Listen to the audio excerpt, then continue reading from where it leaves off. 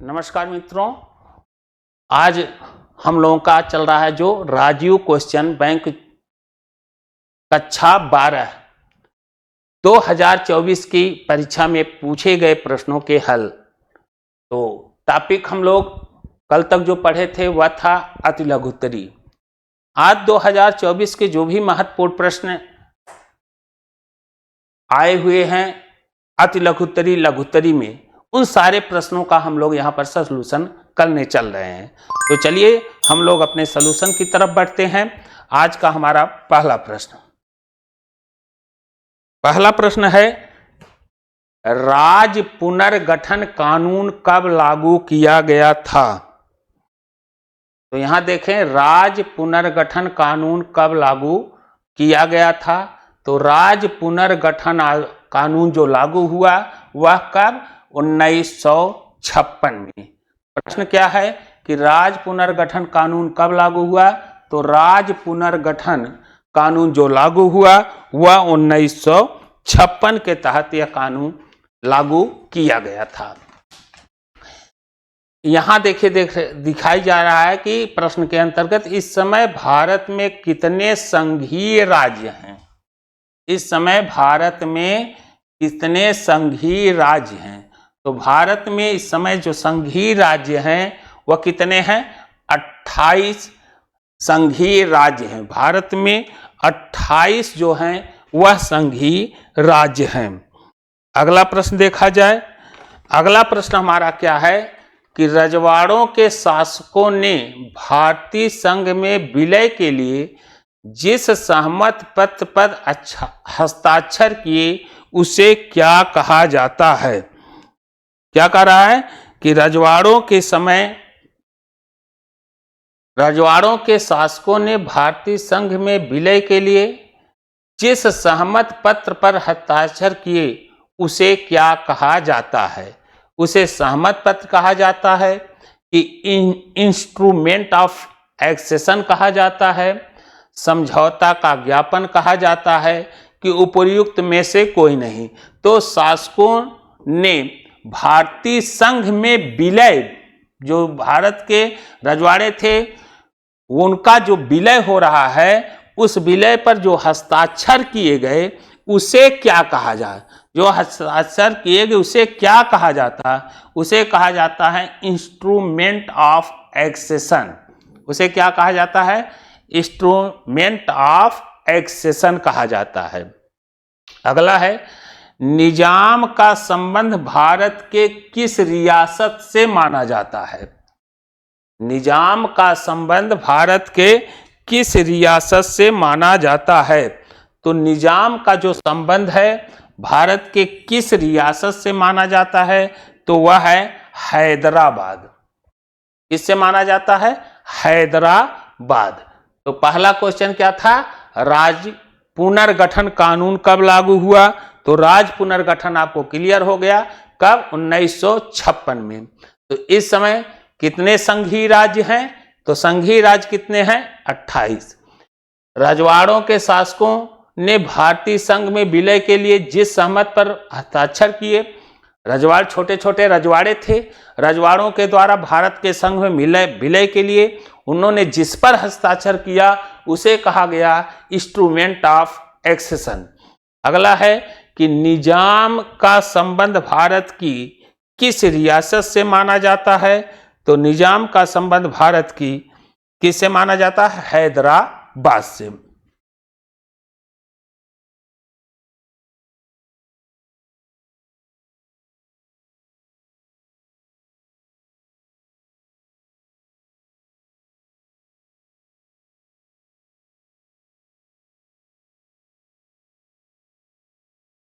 उन्नीस सौ 56 में राज्यों के पुनर्गठन का मुख्य आधार क्या था? 1956 में राज्यों के पुनर्गठन का मुख्य आधार क्या था? यहां प्रश्न पूछा रहा कि 1956 में जो राज्यों का पुनर्गठन किया गया उस पुनर्गठन में इसका मुख्य आधार क्या था? तो इसका मुख्य आधार क्या था? भाषा का था। किसका था? भाषा का था। अगला प्रश्न है, सर्वोच्च न्यायालय द्वारा सर्वप्रथम किस प्रकरण में बुनियादी ढांचा का सिद्धांत प्रतिपादित किया गया? किसमें बुनियादी ढांचा का सिद्धांत प्रतिपादित किया गया? तो सर्वोच्च न्यायालय द्वारा सर्वप्रथम बुनियादी ढांचा को जो सिद्धांत आया था वह केशवानंद भारती बनाम केरल राज्य, क्या था? केशवानंद भारती बनाम केरल राज्य के अंतर्गत पहली बार यह सिद्धांत आया कि बुनियादी ढांचे का जो सिद्धांत आया यह पहली बार आया इस वाद के अंतर्गत। अगला है, संविधान के मूल ढांचे की धारणा का उदय। संविधान के मूल ढांचे, यहां प्रश्न कर रहा, संविधान का जो मूल ढांचा है उस ढांचे का उदय किस मुकदमे में हुआ? मूल ढांचे का सिद्धांत कब आया, किस मुकदमे में यह पहली बार आया? तो यह मुकदमे में जो आया है वही क्वेश्चन है, वह है केशवानंद भारती बनाम या मुकदमा केरल राज्य, इसके अंतर्गत आया है। आइए बढ़ते हैं अगले प्रश्न पर। कांग्रेस की स्थापना कब हुई? तो कांग्रेस की स्थापना कब हुई थी? आपको इतना ही ध्यान देना है। तो कांग्रेस की स्थापना 1885 में, जो पूछा जाता है कब, 18, यही इतना आपको ध्यान रहे। हालांकि इसकी स्थापना और भी बढ़ाया जा सकता है, लेकिन आपके लिए इतना ही महत्वपूर्ण है। और कहेंगे तो 28 दिसंबर 1885 में गोकुलदास तेजपाल संस्कृत महाविद्यालय मुंबई में इसकी स्थापना हुई है। लेकिन आपके लिए बस इतना, कब, 1885 में। जवाहरलाल की मृत्यु के समय कांग्रेस के अध्यक्ष कौन थे? जिस समय जवाहरलाल की मृत्यु हुई थी उस समय कांग्रेस के अध्यक्ष कौन थे? तो उस समय कांग्रेस के अध्यक्ष थे के कामराज। उस समय कांग्रेस के अध्यक्ष कौन थे? के कामराज उस समय कांग्रेस के अध्यक्ष थे।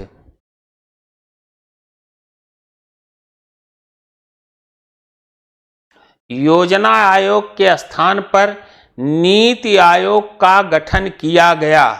योजना आयोग के स्थान पर नीति आयोग बनाया गया।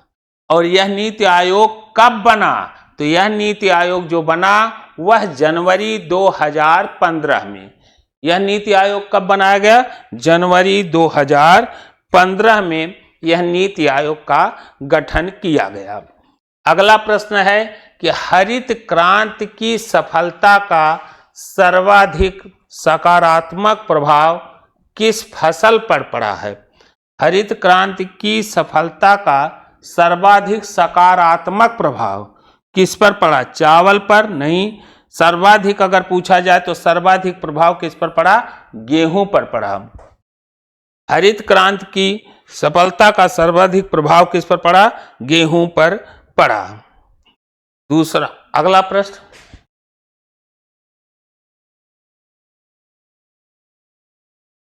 द्वितीय पंचवर्षीय योजना किस मॉडल पर आधारित थी? द्वितीय पंचवर्षीय योजना किस मॉडल पर? यहाँ 4 मॉडल दिए गए हैं, Nehru Mahalanobis model, Herald Domar model, Gandhi model, Wardha model. तो द्वितीय पंचवर्षीय के अंतर्गत द्वितीय पंचवर्षीय योजना में अगर हम देखें तो यह है नेहरू महालनोबिस मॉडल। कौन सा है? नेहरू महालनोबिस मॉडल। आगे बढ़ें। भारत ने अपना पहला परमाणु परीक्षण कब किया था? यहां देखा जाए तो मार्च 1971, अगस्त 1972 और मई 1974, जनवरी 1972। तो भारत ने अपना पहला परमाणु परीक्षण कब किया था? तो पहला परमाणु परीक्षण किया गया था मई 1974 में। कब? मई 1974 में। अगला देखा जाए 1965 में भारत पाकिस्तान युद्ध के समय भारत के प्रधानमंत्री कौन थे? 1965 में भारत पाकिस्तान युद्ध के समय भारत के प्रधानमंत्री कौन थे? तो भारत के प्रधानमंत्री थे लाल बहादुर शास्त्री। 1965 में भारत पाकिस्तान युद्ध के समय भारत के प्रधानमंत्री कौन थे? लाल बहादुर शास्त्री। निम्नलिखित में से किसे भारतीय विदेश नीति का मुख्य निर्माता माना जाता है? निम्नलिखित में से किसे भारतीय विदेश नीति का मुख्य निर्माता माना जाता है? तो भारतीय विदेश नीति का मुख्य निर्माता माने जाते हैं जवाहरलाल नेहरू। कौन माने जाते हैं? जवाहरलाल नेहरू। अगला प्रश्न को देखा जाए। अगला प्रश्न, भारत ने किस पड़ोसी देश के साथ पंचशील समझौता किया? किस पड़ोसी देश के साथ समझौता किया? तो यहां देखिए चीन, नेपाल, भूटान और श्रीलंका। तो यहां का उत्तर क्या होगा? यहां का उत्तर आपका है चाइना। भारत ने किस पड़ोसी देश के साथ पंचशील समझौता किया? तो किसके साथ किया था? चाइना के साथ। अगला देखिए, भारत में गरीबी हटाओ का नारा किस प्रधानमंत्री ने दिया था? भारत में गरीबी हटाओ का नारा किस प्रधानमंत्री ने दिया था? तो वह थे कौन? किसके द्वारा दिया गया था? यहां दिया गया श्री वीपी सिंह, श्री चौधरी चरण सिंह, राजीव गांधी नहीं। यहां का उत्तर क्या होगा? श्रीमती इंदिरा गांधी। ये आपका उत्तर है, श्रीमती इंदिरा गांधी द्वारा दिया गया था। 1975 में आपातकाल की घोषणा 1975 में आपातकाल की घोषणा संविधान के किस अनुच्छेद के अंतर्गत की गई? 1975 में जो आपातकाल हुआ, उस आपातकाल में के समय किस अनुच्छेद के द्वारा यह आपातकाल लाया गया? 352, यही उत्तर सही है। बाकी 356, 360, 370 ये तीनों गलत हैं। तो किसके तहत आपातकाल की घोषणा की गई थी?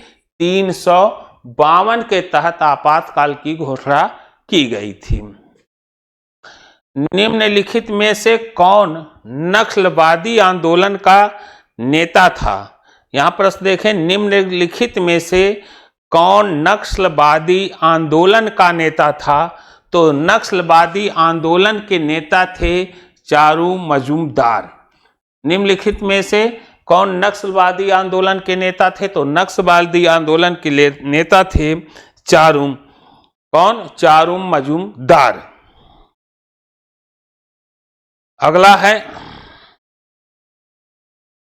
अगला प्रश्न देखा जाए। अगला है, संपूर्ण क्रांति के जनक कौन थे? तो संपूर्ण क्रांति के जनक कौन है? जयप्रकाश नारायण। संपूर्ण क्रांति के जनक हैं जयप्रकाश नारायण। आपातकाल के विरुद्ध आंदोलन का नेतृत्व किस राजनेता के द्वारा किया गया? प्रश्न को देखें, आपातकाल के विरुद्ध आंदोलन का नेतृत्व किस राजनेता द्वारा किया गया? तो आपातकाल के विरुद्ध आंदोलन का नेतृत्व किस नेता द्वारा किया गया? वह थे कौन? अटल बिहारी नहीं, मोरारजी देसाई भी नहीं है, जगजीवन राम नहीं है। यहां का उत्तर होगा आपका कौन सा? जयप्रकाश नारायण। कौन है? जयप्रकाश नारायण।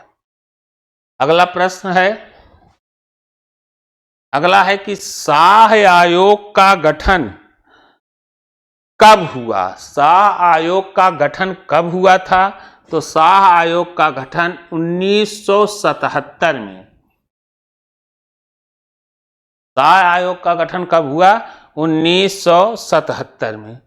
1984 में ऑपरेशन ब्लू स्टार किस राज्य में चलाया गया? 1984 में ऑपरेशन ब्लू स्टार किस राज्य में चलाया गया? तो ऑपरेशन ब्लू स्टार जो चला था वह कहाँ चला था? यहाँ प्रश्न दिया गया है जम्मू कश्मीर, पंजाब, तो कहाँ चला था? पंजाब में। यहाँ ये भी गलत है और राजस्थान भी गलत है। तो ब्लू स्टार किस राज्य में चलाया गया था? तो ब्लू स्टार जो चला था वो कहाँ चला था? पंजाब के अंतर्गत। अगला देखा जाए क्वेश्चन।